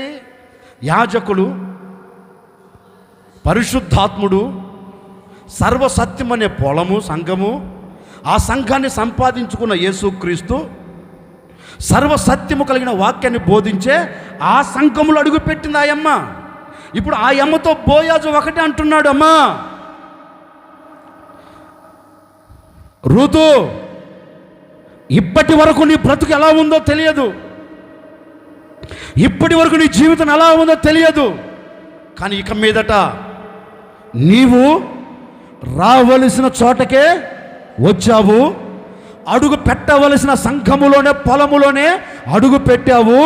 ఈ పొలములో అడుగు పెట్టిన నీవు వేరొక పొలము దిక్కు నీవు చూడవద్దు. బోయాజు ఒకటే అంటున్నాడు, ఈ పొలములో నీవు అడుగు పెట్టావు కనుక ఈ పొలములో వెళుతున్న యాజకులను నీవు చూడు, ఈ పొలములో ఉన్న సేవకులను నీవు చూడు, నిన్ను సర్వసత్యములోనికి నడిపించగలిగిన యాజకుడిని నీవు చూడు, వేరే ఒక్కరిని నువ్వు చూడొద్దు. ఇదిగో నీ కొరకు ఇక్కడ కొండ తయారు చేయబడింది, ఈ కొండలోనే నీళ్లు నీవు తాగమ్మా, ఈ పొలములో ఆహారాన్నే నీవు తినమ్మా, ఈ పొలములో ఉన్న పరిగెను మాత్రమే నీవు ఏరుకో, వేరొక పొలములోనికి నీవు వెళ్ళవద్దు అన్నారు. పీకల దాకా తిన్నదా అమ్మ. తిని ఇప్పుడు తిన్నగా పరిగె ఏరుకుంటూ వెళుతుంది. ఎక్కడా చెప్పండి? ఇప్పుడు నా కోణంలో చెప్పనా? ఆ అమ్మ ఆ సంఘంలో చేరి ఏం ఏరుకుంటుంది? నాకు ఏ పదవి ఇస్తాడని చూడటంలా, నన్ను ఎలా పొగుడుతాడని చూడట్లా, నాకు పాట ఇస్తాడా లేదా అని చూడట్లా, నన్ను నిలబెట్టి ఘనపరుస్తాడని చూడట్లేదా అమ్మ. మనం అడిగానుకో, ఏమ్మా ఆ పొలములోనే ఉన్నావు కదా, ఆ పొలంలోనికి వెళ్ళావు కదా, ఆ పొలంలో నివసిస్తున్నావు కదా, నీకు ఘనత ఇవ్వట్లేదమ్మా అన్నామనుకో, ఆ అమ్మ ఒకతే అంటది, నాకు ఘనత ఎందుకండి, నేను వచ్చింది ఎందుకు సంఘానికి, నేను ఈ పొలములు అడుగుపెట్టింది ఎందుకు, పదవి కోసము కాదు, ఈ సంఘములో యాజకులు నన్ను పొగుడుతారని కాదు, ఈ సంఘములోకి నేను ఎందుకు వచ్చానంటే నేను ఈ సంఘములో పరిగ ఏరుకునే దానికి. ఏ పరిగా? ఏంటి? ఏ పరిగా? వరి పరిగ కాదు, కొర్ర పరిగ కాదు, ఇంకొకటి కాదు. ఏ పరిగ అంటే సంఘములో సేవకులు వాక్యమును విత్తుతూ ఉంటారు, వాక్యాన్ని విత్తుతూ ఉంటారు. ఆ వాక్యము విత్తబడుతున్నప్పుడు సంఘములో వాక్యమైన విత్తనాలు చల్లబడుతూ ఉంటాయి. ఏ వాక్యమైన విత్తనాలు? క్రీస్తు స్వభావాలు అనే విత్తనాలు సంఘములో చల్లబడుతూ ఉంటాయి. అంటే ఈ సంఘములో ఏమి ప్రకటిస్తారు అంటే ఎవరి ఘనతల గురించి ప్రకటించరు. ప్రకటిస్తారా? ఏంటండి, నేను అది చేశాను, నేను ప్రార్థన చేస్తే ఇది కలిగింది, నేను చెయ్యి పెడితే ఆ స్వస్థత కలిగింది, ఏమైనా ఉంటాయా? మాట్లాడేంటండి, ఉండకూడదు. ఆ సంఘంలో ఉండవలసిన ఏంటి? క్రీస్తు స్వభావాలు మాత్రమే ప్రకటించబడాలి. ఆ సంఘములో ఒక వ్యక్తికి ఘనత కలగకూడదు. నాకైనా మీకైనా ప్రపంచంలో ఎవరికైనా క్రీస్తు శరీరమైన సంఘములోనికి వచ్చినప్పుడు యేసు క్రీస్తుకు మాత్రమే ఘనత కలగాలి. యేసుక్రీస్తు మాత్రమే మహిమపరచబడాలి. దేవునికి చెందవలసిన ఘనత సేవకుడికి చెందకూడదు. దేవునికి చెందవలసిన ఘనత విశ్వాసికి చెందకూడదు. సంఘములో విశ్వాసి ద్వారా, సేవకుడి ద్వారా దేవుడు మాత్రమే మహిమపరచబడాలి. అలాంటి సంఘములోనికి ఆయమ్మ వెళ్ళింది. అలాంటి సహవాసంతో ఆయమ్మ అంటూ కట్టబడింది. ఆయమ్మ ఒకటి అంటది, నాకు ఈ పదవులే వద్దండి బాబోయ్, నాకు కావాల్సిందేంటి? సంఘములోనికి వెళ్ళిన నేను క్రీస్తు స్వభావాలు ఏరుకోవాలి. క్రీస్తు నాతో ఏమి మాట్లాడుతూ ఉన్నాడు, నేను ఎలా సరిచేయబడాలో, నా ప్రవర్తన ఎలా మార్చుకోవాలో, నేను ఎలా బ్రతకాలో, ఎలా నా దేవుడి కొరకు నేను జీవించాలో, ఈ లోకానికి నేను ఎలా ప్రత్యేకించబడాలో నేను నేర్చుకోవాలి. అది సంఘంలో ప్రకటించబడుతుంది. నేను దాని కొరకు వచ్చాను. నేను దాని కొరకు కట్టుబడి ఈ సంఘంలో అంటూ కట్టబడ్డాను. నాకు వేరే ఒక ప్రపంచం ఏంటండి? నాకు వేరొక ప్రపంచం లేదు, వద్దు, ఉండకూడదు. అమ్మ ఒకటి అంటుంది, వేరే ప్రపంచం నాకు లేదయ్యా, ఆయనే నా ప్రపంచం. ఆయన తప్ప నాకు వేరొక ఆధారం లేదు. ఈ సంఘముతో అంటూ కట్టబడాలి. నాకు ఏ పదవులు వద్దన్నది. అప్పుడు బోయిజ్ అంటారమ్మా, నువ్వు ఎక్కడికి వచ్చావో తెలుసా? యెహోవా యెహోవా యెహోవా సురక్షితమైన రెక్కల క్రిందకి నువ్వు వచ్చావు కనుక తప్పక ఆయన నీకు సంపూర్ణమైన బహుమానమును దయచేయబోతూ ఉన్నాడు. కొట్టు, గట్టిగానే కొట్టు. బోయాజు రూతుతో చెప్తున్నాడు, రావలసిన చోటకి నువ్వు వచ్చావు, అడుగు పెట్టవలసిన చోట అడుగు పెట్టావు. నా ప్రభు అయిన యేసుక్రీస్తు నీకు సంపూర్ణమైన బహుమానం నీకు ఇస్తాడమ్మా అని ఆ అమ్మ మీద కటాక్షను చూపెట్టాడంటండి, దయను కనపరిచాడంటండి. లేఖనం అంటుంది, ఒక ప్రక్కేమో అధికారి దయ కలిగింది. ఎవరి దయ? అధికారి దయ. మరొక ప్రక్కేమో ఎవరి దయను పొందుకుంది? పొలము కలిగిన ఆసామి దయను పొందుకుంది. లేఖనం అంటుంది, అధికారి దయను పొందుకున్న ఆమె, ఆసామి పొలము కలిగిన యజమానుడు దయను పొందుకున్న ఆమె తిన్నగా ఏ పొలములైతే పరిగ ఏరుకుందో, ఏ పొలములైతే కష్టపడి కడుపును నింపుకోవాలని అడుగులు పెట్టిందో, ఆ పొలమునకే దేవుడు ఆమెను ఆసామిని చేసి పడవేశాడు. ఆసామిగా దేవుడు మార్చాడు. ఏ పొలములోనికి వెళ్ళింది? ఏ పొలములోనికి వెళ్ళింది? ఆమె కాదా పొలం? ఎవరో పొలములోనికి వెళ్ళి అడుగు పెట్టింది. దేవుడు అంటారు, లేదు లేదు, నా దయను, అధికారి దయను పొందుకున్నావు కనుక నిశ్చయంగా ఇది మొదలుకొని ఈ పొలమునకు ఎవరు ఆసామి అని ఆ అమ్మను ఆసామి చేసేసాడు. లేఖనం అంటుంది, ఆ అమ్మ వంశావళిలోని యేసుక్రీస్తు.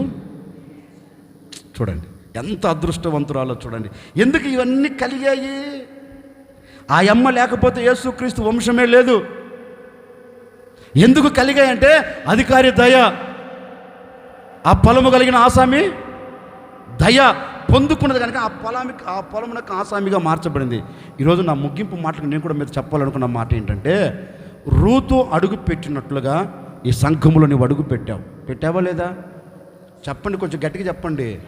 అడుగు పెట్టావు లేదా?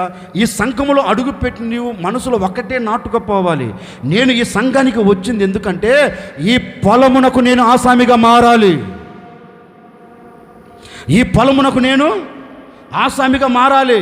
ఈ పొలము నాది కనుక ఈ పొలమును నేనేం చేయాలి? ఈ పొలములో విడవబడుతున్న నా క్రీస్తు స్వభావాలు నేను ఏరుకోవాలి. ఈ పొలం ఎవరిది? నా ప్రభువు అయిన యేసుక్రీస్తుది. నా ప్రభువు అయిన యేసుక్రీస్తు అనే పొలములో అడుగు పెట్టారు మీరు. అడుగు పెట్టిన మీరు ఇక్కడ చేయవలసింది ఒక్కటే, క్రీస్తు స్వభావాలు అనే పరిగను మీరు ఏరుకోగలిగితే, ఏ వ్యక్తి క్రీస్తు స్వభావాలను ఏరుకుంటారో, ఏ వ్యక్తి క్రీస్తు స్వభావాలను సంపాదించుకుంటాడో, ఏ వ్యక్తి క్రీస్తు స్వభావాలు కావాలని ఆశపడతాడో, ఆ వ్యక్తి తప్పక క్రీస్తు యేసు ఎదుట ఒకరోజు మహిమ కలిగిన వ్యక్తిగా నిలిచి ఉండబోతూ ఉన్నాడు.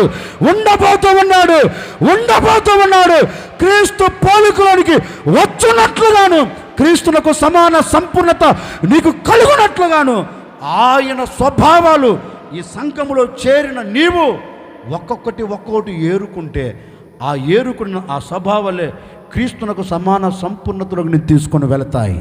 దేవునికి స్తోత్రం. హల్లెలూయా, హల్లెలూయా.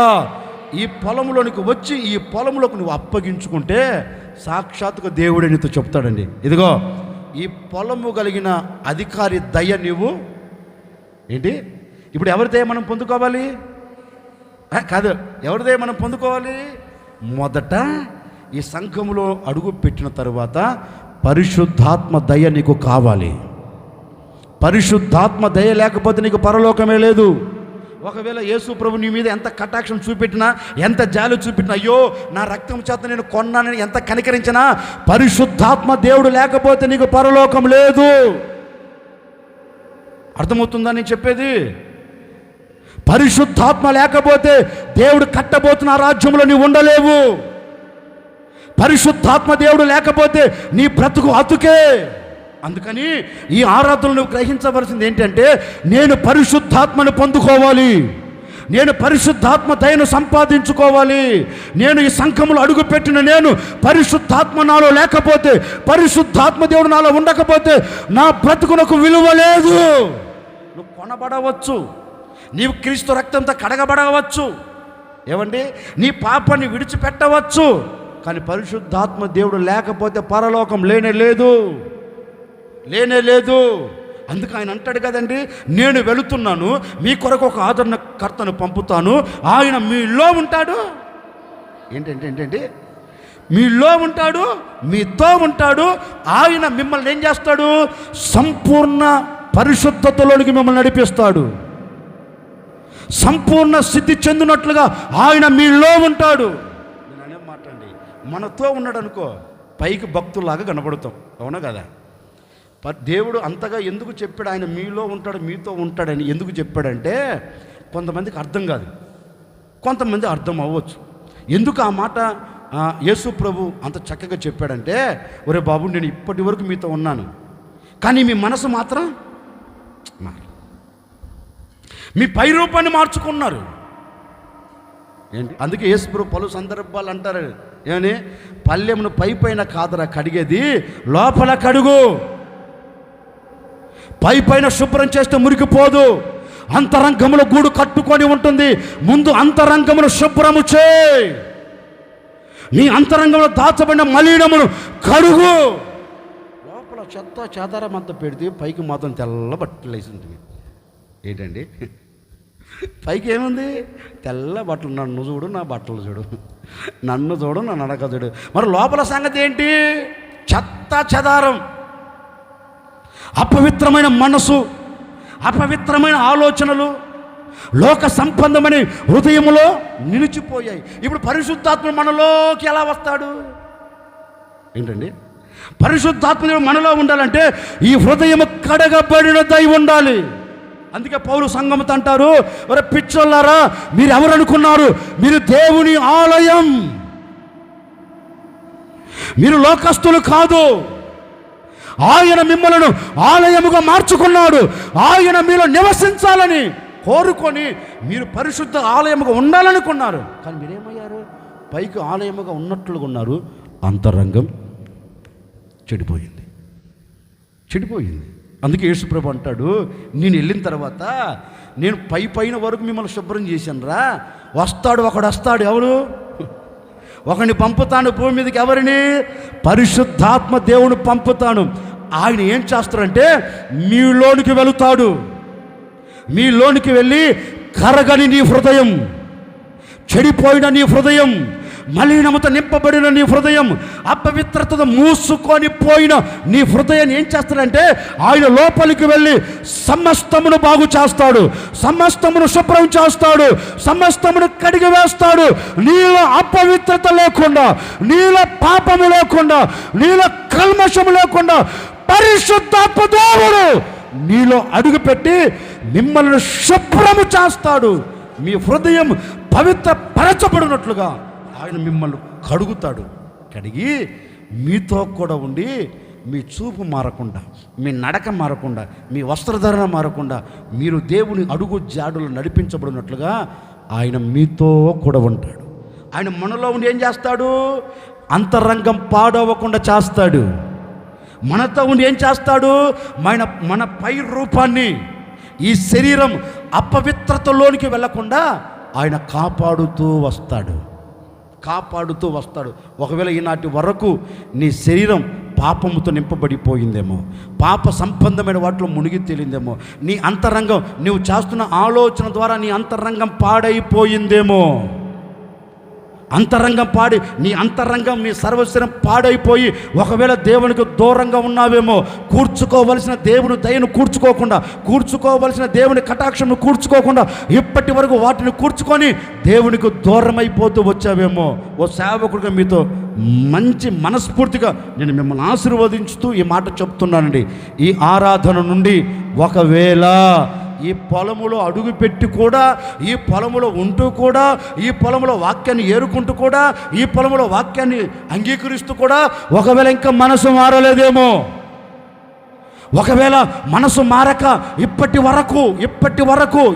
వరకు మనసు మూయబడిన స్థితిలో ఉండిందేమో, ఈరోజు ఒకటే అడుగయ్యా, నీ సన్నిధిలోనికి వచ్చానయ్యా, నా మనసును మార్చుకుంటానయ్యా, నా హృదయంలో అడుగు పెట్టవా అని ఈరోజు పరిశుద్ధాత్మ దయ కొరకు మీరు వేడుకోగలిగితే, పరిశుద్ధాత్మ దయ కొరకు మీరు మనసు విప్పి ఆయన అడగగలిగితే నిశ్చయముగా అండి, రూతు పొలములో అడుగు పెట్టినప్పుడు అధికారి దయను పొందుకున్నట్లుగా ఈ ఆరాధనలో అడుగు పెట్టిన ప్రతి ఒక్కరూ పరిశుద్ధాత్మ దయను పొందుకోబోతూ ఉన్నారు, పరిశుద్ధాత్మ దయను అనుభవించబోతూ ఉన్నారు. ఒక్కొక్కరి మీద పరిశుద్ధాత్మ దయ కొమ్మరించబడబోతూ ఉంది. ఈ ఆవరణంలో అడుగుపెట్టిన ప్రతి వారు నా దేవుని దయను అనుభవించబోతూ ఉన్నారు, నా ప్రభు దయ పొందుకోబోతూ ఉన్నారు, నా ప్రభు దయ అనుభవించబోతూ ఉన్నారు. పరిశుద్ధాత్మ దయ ఇప్పుడే నా దేవుని దయ నిన్ను ఆవరిస్తూ ఉంది. పొందుకో. ఒక్కొక్కరు అనుభవించబోతూ ఉన్నారు. పరిశుద్ధాత్మ దేవుడు ఒక్కొక్కరిని ఆవరించబోతూ ఉన్నాడు. మేఘము వలె మంచు వలె నిన్ను కప్పబోతూ ఉన్నాడు. నా దేవుని దయ నిన్ను ఆవరించునుగాక. ఇప్పుడే నీవు అడుగుతున్న మరుక్షణం, నీవు మరపెడుతున్న మరుక్షణం నిన్ను దాటిపోవట్లేదు. నా దేవుడు తన దయను నీ మీద కుమ్మరించబోతూ ఉన్నాడు. ఈ దయను ఏ వ్యక్తి పొందుకుంటాడు, ఈ దయను ఏ వ్యక్తి అనుభవిస్తాడో నిశ్చయముగా ఆ వ్యక్తి దేవుని రాజ్యములో నిలిచి ఉండబోతూ ఉన్నాడు. దేవుడితో యుగాయుగములు బ్రతకబోతూ ఉన్నాడు. దేవుని సింహాసనము మీద ఆశీనుడై ఉండబోతూ ఉన్నాడు. పరలోక పట్టణమునకు తీసుకొని వెళ్ళగలిగిన పరిశుద్ధాత్మ దయ ఆ దయను నీవు అనుభవించదవుగాక, ఆ దయను నీవు పొందుకొనేదవుగాక. ఆ రోజు బోయాజు దయను పొందుకున్న రూతు, ఆ రోజు అధికారి దయను పొందుకున్న రూతు పొలములు అడుగుపెట్టి క్రీస్తు స్వభావాలను ఏరుకున్నట్లుగా ఈరోజు ఈ సంఘములో చేరిన నీవు క్రీస్తు స్వభావాలను ఏరుకోగలిగితే, సంపాదించుకున్న ప్రతి ఒక్కరి మీద క్రీస్తు స్వభావాలను సంపాదించుకున్న ప్రతి ఒక్కరూ పరలోక పట్టణంలో ఉండబోతూ ఉన్నారు. పరలోకంలో యుగాయుగములు కలిసి యేసయ్యతో బ్రతకబోతూ ఉన్నారు, యేసయ్యతో ఉండబోతూ ఉన్నారు.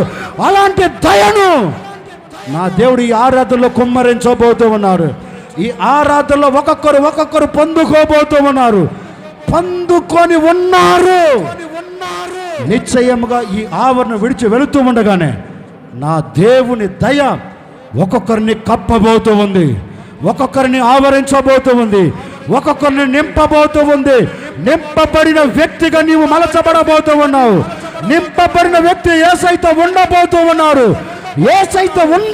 ఉన్నారు.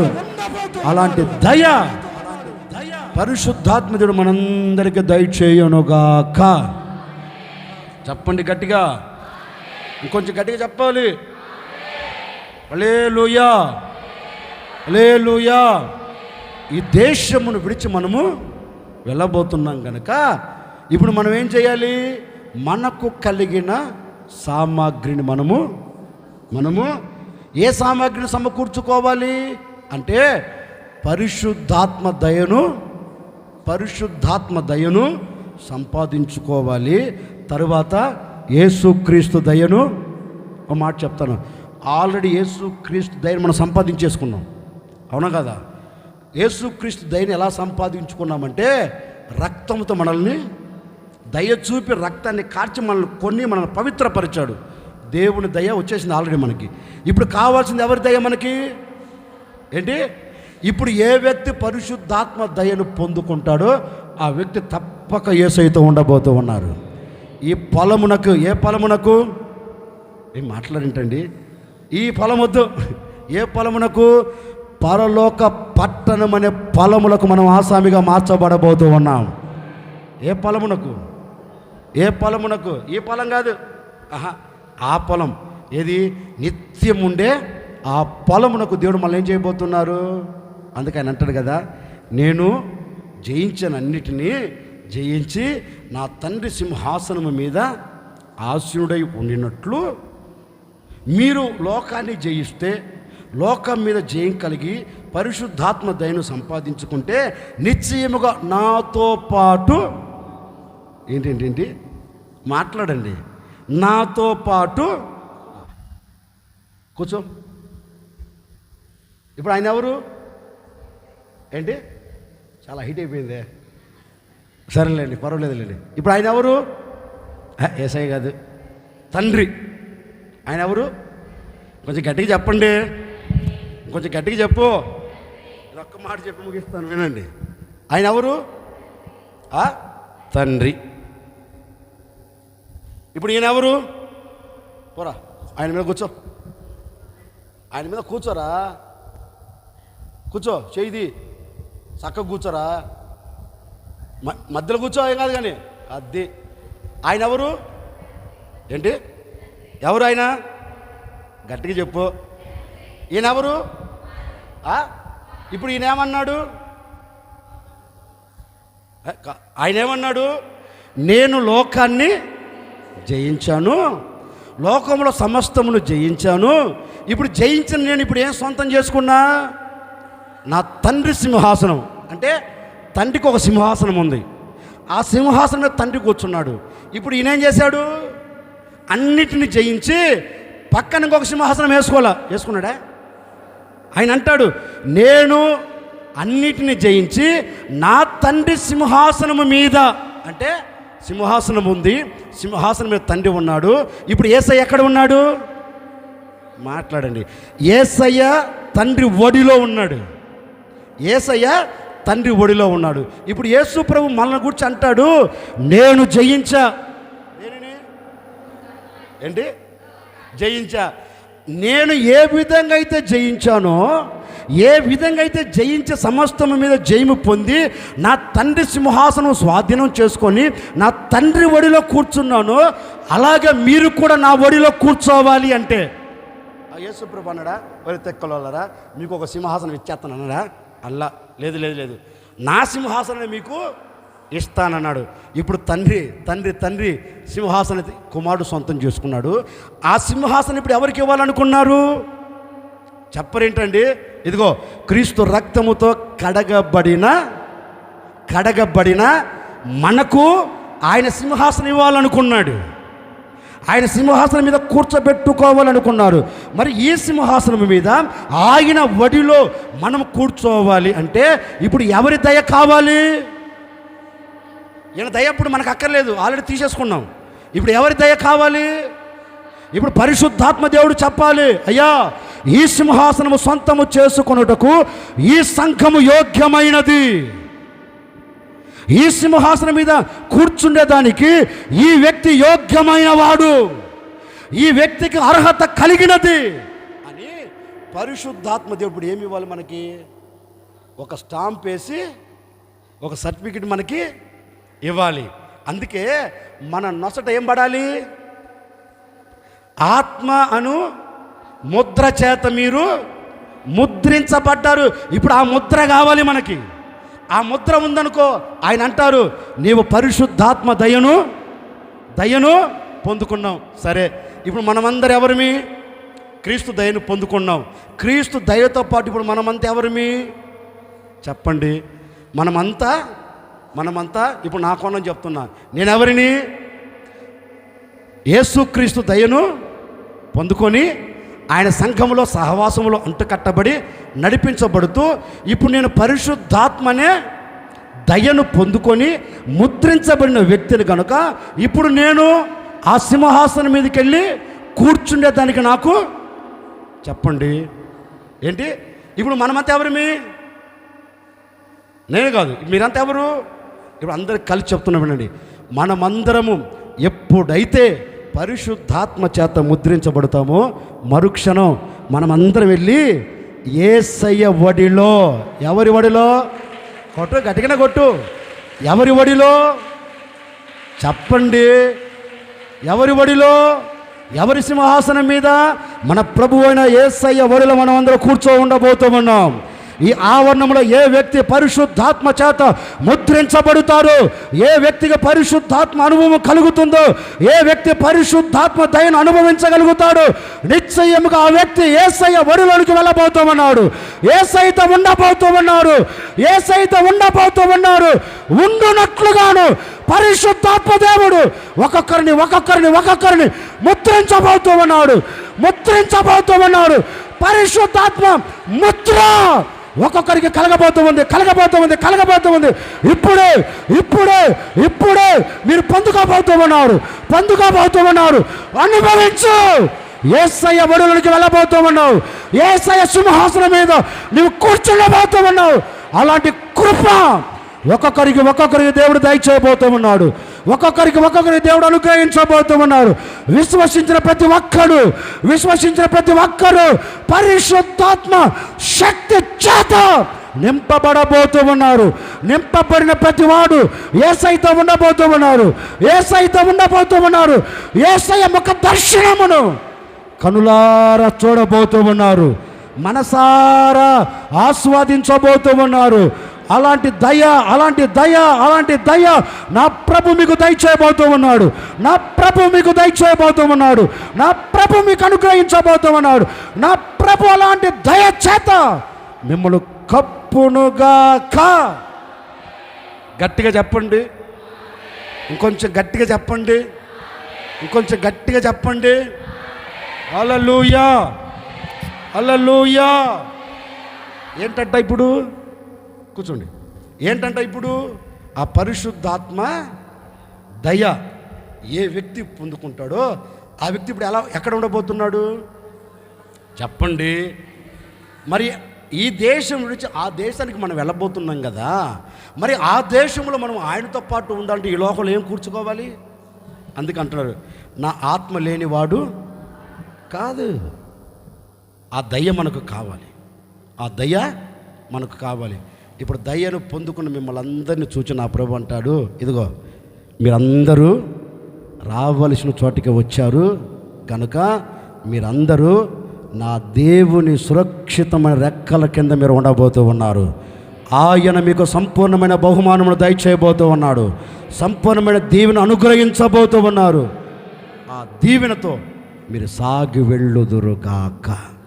నా ప్రభు మీకు తోడేని మిమ్మల్ని అందరినీ ఆశీర్వదించునుగాక. తలలో వంచండి, ఒక చిన్న ప్రార్థన చేస్తా. ఆశ్చర్యకరుడా మీకు స్తోత్రాలు చెల్లిస్తూ ఉన్నా. మీరంతైనా సర్వశక్తి కలిగిన దేవుడు. ఈ విధంగా మిమ్మల్ని స్తుతించినట్లుగా మీరు సహాయం చేశారు. నిజమే, మేము ఈ దేశం విడిచి మరొక దేశానికి వెళ్ళబోతున్నాం.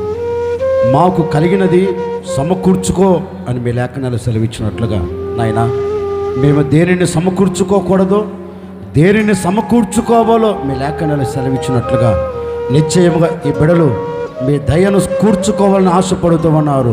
నిశ్చయముగా ఒక్కొక్కరు మీ దయను సంపాదించుకొనెదరుగాక. ఒక్కొక్కరికి మీ దయ కలుగునుగాక. మీ దయ చేత ఒక్కొక్కరిని నింపబోతున్నందుకై మీకు స్తోత్రం. మీ దయ చేత నింపబడుదురుగాక తండ్రి. నీ దయను మేము సంపాదించుకుంటే నీ ఎదుట మేము మహిమ కలిగిన వ్యక్తిగా నిలబడుతాం. మీ లేఖనాలు సెలవిచ్చినట్లుగా ప్రతి వారిని మీ దయతో నింపి మీ ఘనమైన నామమునకు మహిమ తెచ్చుకోమని యేసు నామములు అడిగి వేడుకొనుచున్నాము తండ్రి. మన ప్రభువు అనే యేసుక్రీస్తు కృప, తండ్రి అయిన దేవుని ప్రేమ, పరిశుద్ధాత్మ సహవాసం సన్నిధి సముఖం కూడి వచ్చిన వారికి ఈ ఆరాధనలో పాలు పొందుకొని మనస్ఫూర్తిగా ఆయన దయ కావాలి అని కోరుకున్న ప్రతి ఒక్కరికి నా ప్రభు సదాకాలము తోడై ఉండి ఆయన దయ చేత కప్పి ఆయన ఎదుట ప్రతి ఒక్కరిని నిలుపుకొనుగాక. Amen, amen.